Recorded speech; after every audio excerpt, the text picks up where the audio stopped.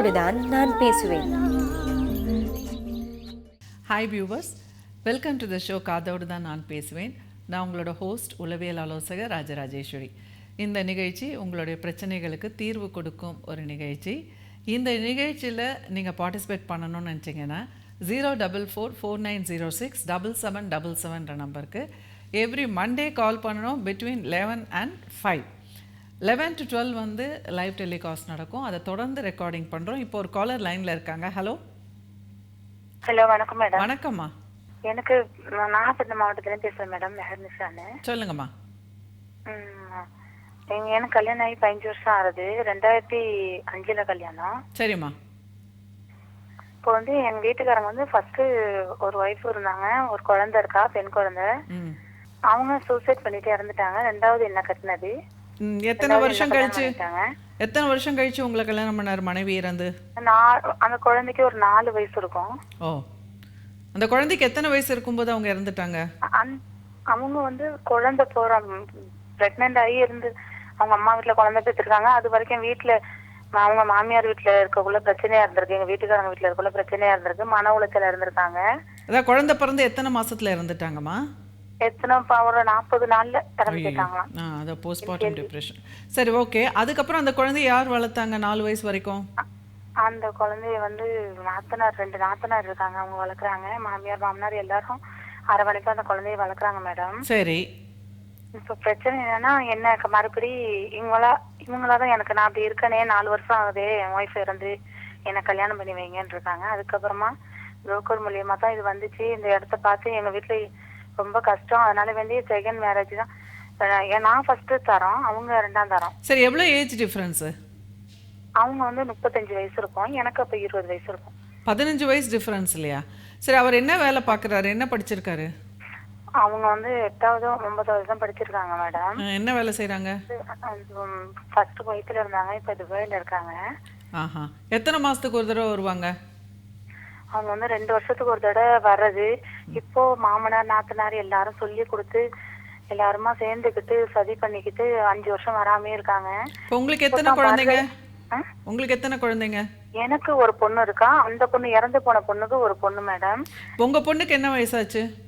என் பொண்ணுக்கு 12 வயசு ஆகுது மேடம். 2006 பிறந்தா, 2005 எனக்கு கல்யாணம். இப்போ அந்த பெண்ணும் உங்ககிட்ட தான் வளர்றாளா இல்ல அவங்க வந்து உங்க மாமனார் மாமியார்?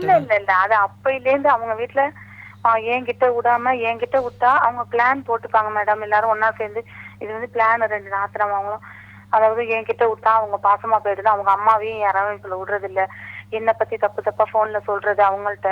அப்படியே நான் அழுவேன் மேடம், பிரெக்னெண்டா இருந்துட்டு அழுவேன் மேடம், அந்த வீட்லயே நான் அழுவேன். நான் இப்படிலாம் சொல்றீங்க இல்லையா? அப்பெல்லாம் வந்து இந்த தொலைபேசி போன் தான் மேடம், ஆன்லைன் தான் மேடம். சரி, இப்ப நீங்களும் உங்க பொண்ணும் யார் கூட இருக்காங்க? நீங்க 2 பேரும் தனியா இருக்கீங்களா? உங்க கூட யார் இருக்காங்க? இல்ல மேடம், இருங்க நான் சொல்றேன் மேடம். இந்த அப்படியே இருந்துட்டு இருக்கும்போது நிறைய பிரச்சனைங்க இருந்துச்சு. அதுக்கப்புறம் மகளிர்ல வச்சு ரொம்ப அடிக்க ஆரம்பிச்சிட்டாங்க, பிள்ளை என்னையெல்லாம் ரொம்ப அடிக்க ஆரம்பிச்சிட்டாங்க, ரொம்ப துன்புறுத்த ஆரம்பிச்சிட்டாங்க. யாரு? இதுக்கெல்லாம் காரணம் என் மாமியார் வீட்டு ஜனங்க, என் நாத்தனா 2 பேரு சொல்லி கொடுத்துருவாங்க மேடம். என்னதான் சொல்லுவாங்கன்னு தெரியாது மேடம். அடி சரியான அடி அடிப்பாங்க மேடம். சைக்கோ மாதிரி நடந்துக்கிறாரு மேடம். என்ன அதோட என்னை அடிச்சு துன்புறுத்தலன்னு எங்க அம்மா அப்புறம் பாத்துட்டு இருக்காங்க. அப்புறம் இந்த குழந்தையோட ஒரு 2 வயசு பிள்ளையில என்னை கூட்டிட்டு வந்துட்டாங்க. பிள்ளைய என்னையெல்லாம் போட்டு அடிக்கவும் ஊர்லயும் சொல்லி பார்த்தோம். ஊர்ல ஜமாத்துல எல்லாம் வந்து அவன் அணங்க மாட்டேங்கிறான், நாங்க என்ன பண்றதுன்னு சொல்லிட்டாங்க. கேக்குறாங்க, இவருக்கு கட்டுப்பட மாட்டேங்கிறாரு, கேட்கல. சரி, அப்புறம் என்னாச்சு? அப்புறமா இப்ப இருந்துட்டு இருக்கு மேடம். அவங்க வர்ற கிட்ட எனக்கு பணம் கொடுக்கறது, வராங்களா ஒரு 6 மாசம் இங்கே கவனிக்க ஆரம்பிக்கிறது, பணம் கொடுக்கறது, இப்படி இருந்துகிட்டுங்கிறது. அப்புறமா வந்துட்டு 3 மாசம் இவ்வளவு வருவாங்க, 2 மாசம் இவ்வளவு வருவாங்க, 1 மாசம் தான் மேடம் என்கிட்ட நல்லா இருப்பாங்க. அது பிரச்சனைகள் இருக்கும். அத வந்து ரொம்ப இதான பயங்கரமான ஒரு பிரச்சனையா கொண்டு வராம, ஒரு அதிகமா என்னை எதுவும் ரொம்ப இது பண்ணாம டார்ச்சர் பண்ணாம மீடியமா பாத்துப்பாங்க. அவங்களுக்கு அந்த 1 மாசம் டைம் முடிஞ்சுன்னா அந்த இருக்கிற 2 மாசமும் எனக்கு அடி துன்புறுத்தல் தான் மேடம். தாங்க முடியல. அடினா கட்டையும் அதையும் இதையும் கையில என்ன கிடைக்குதோ எடுத்துட்டு அடிப்பாரு. ஏன் தேவையில்லாம அடிக்கிறீங்கன்னு சொன்னா, நீ பேசுனங்கிறாரு மேடம். நான் எதுவுமே பேச மாட்டேன் மேடம். நீ பேசுனா நான் அடிச்சேங்கிறாரு மேடம். சாதாரணமான ஒரு விஷயத்துக்கு எங்க வீட்டை இழுத்து பேசுறதும், எனக்கு என்ன சொன்னா கோவம் வருமோ அதை சொல்றதும், இப்படிமா இருந்துட்டு இருக்காரு மேடம். நான் அதுக்குன்னு இவர் என்ன நல்லா புரிஞ்சுக்கிட்டேன், இவர் நம்மளை அடிக்கதான் திட்டம் போடுறாரு, அதனால இவர்கிட்ட என்ன சொன்னாலும் வாய் திறக்க கூடாது என்ன.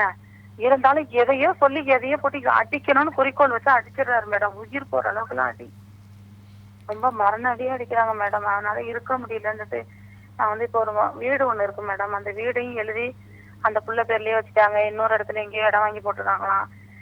அதெல்லாம் வந்து எல்லாமே அந்த புள்ள பேர்ல வச்சு கடைசியில நான் வாடகைக்கு இருக்கேன் மேடம். ரொம்ப கஷ்டமா இருக்கு.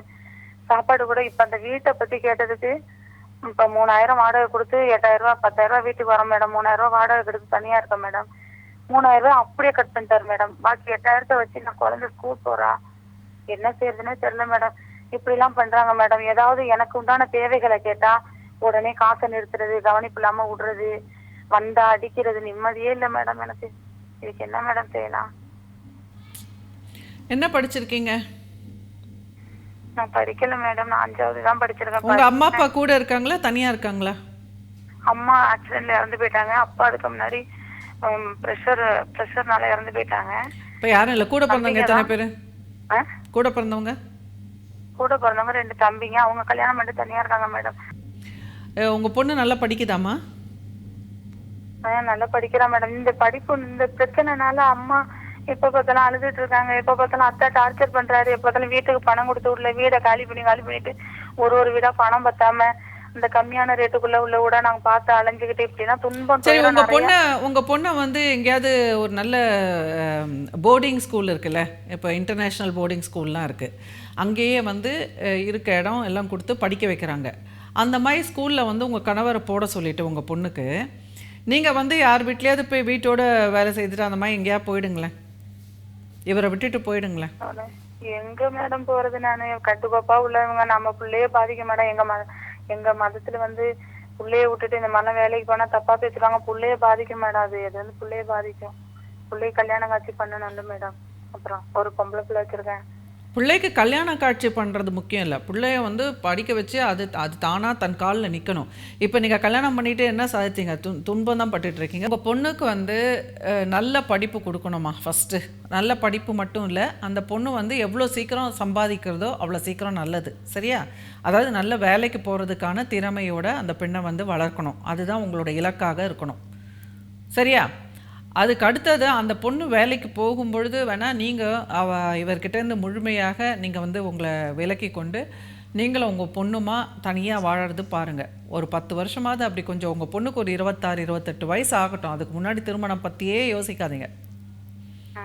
ஆமாம் மேடம். நான் வந்து திருமணம் பற்றி யோசிக்க மாட்டேன். எனக்கே கரெக்டான வயசுல தான் மேடம் கல்யாணம், அப்படிலாம் நான் யோசிக்க மாட்டேன். வந்து இப்போ என்னன்னா என் பிள்ளைக்கும் இதனால வேண்டி படிப்பும் அப்செட் ஆகுறா. ரொம்ப வீட்டு பிரச்சனை. நீங்கள் இப்போ வந்து உங்களுக்கு கிடைக்கிற 8000 ரூபாயில் தான் நீங்கள் குடும்பம் நடத்தணும், சரியா? அதுக்குள்ளே வந்து உங்கள் பொண்ணுக்கு வேண்டியதை மட்டும் பண்ணிட்டு நீங்கள் வந்து கஷ்டப்பட்டால் கூட பரவாயில்ல.